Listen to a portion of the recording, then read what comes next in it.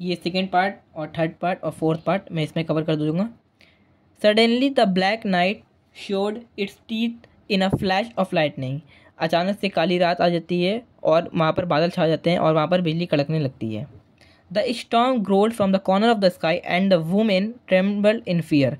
वो बहुत घबरा जाती है और वो ऊपर को पकड़ लेती है।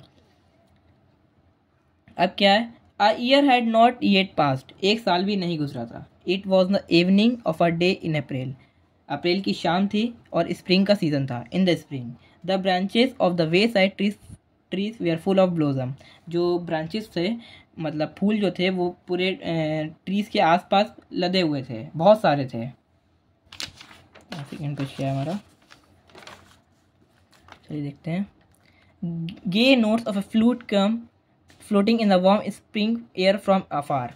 इसका मतलब ये है कि बहुत दूर से एक हैप्पी ट्यून की आवाज़ आ रही थी, बहुत दूर से हैप्पी ट्यून की आवाज़ आ रही थी और वो बहुत अच्छी लग रही थी। The citizen had gone to the woods for the festival of flower. जो हमारे सिटीजन थे, जो जंगल के लोग थे, वो जंगल गए हुए थे क्योंकि उन लोग का एक फेस्टिवल था जिसका नाम था फेस्टिवल ऑफ फ्लावर। मैं इस लाइन को रिपीट करता हूँ। जो हमारे सिटीज़न थे वो जंगल गए हुए थे एक फेस्टिवल मनाने के लिए और वो फेस्टिवल था festival of flowers. From the mid sky gazed the full moon on the shadows of the silent town. और आधी रात में पूरा चांद निकला हुआ था। Mid sky gazed the full moon on the shadows of the silent town.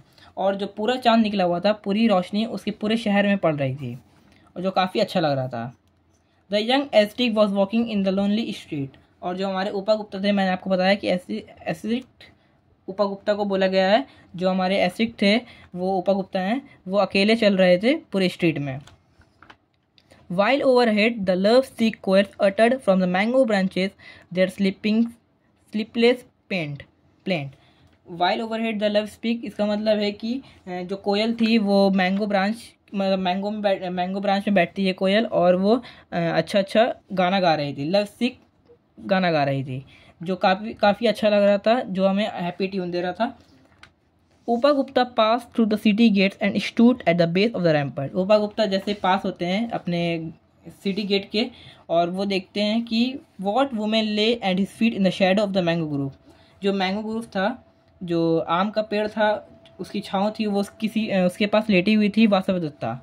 वो देखते कोई लेटा हुआ है, वो थी वासवदत्ता। मैं आपको इजी लैंग्वेज में समझा देता हूँ। Struck with the black pestilence and her body spot with sores of small pox. अब वो देखते हैं कि उसकी जो बॉडी है वो पूरे स्मॉल पॉक्स एक बीमारी होती है जो पूरे बॉडी में हो जाती है।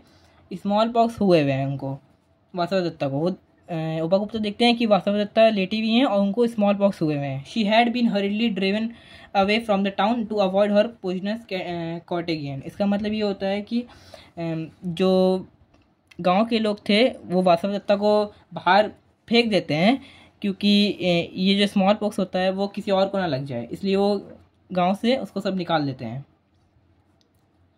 The ascetic sat by her side took her head on his knees. वो एसिस्टिक मतलब उपा गुप्ता, मैं यहाँ पर लिख देता हूँ।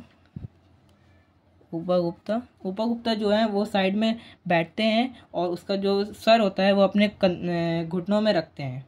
And moistened her lips with water and smeared her body with balm. उसके लिप्स को भिंगाते हैं और उसको पानी पिलाते हैं और उसकी जो बॉडी है वो बाम लगाते हैं जिससे उसको आराम मिल सके। Who are you merciful one asked the women.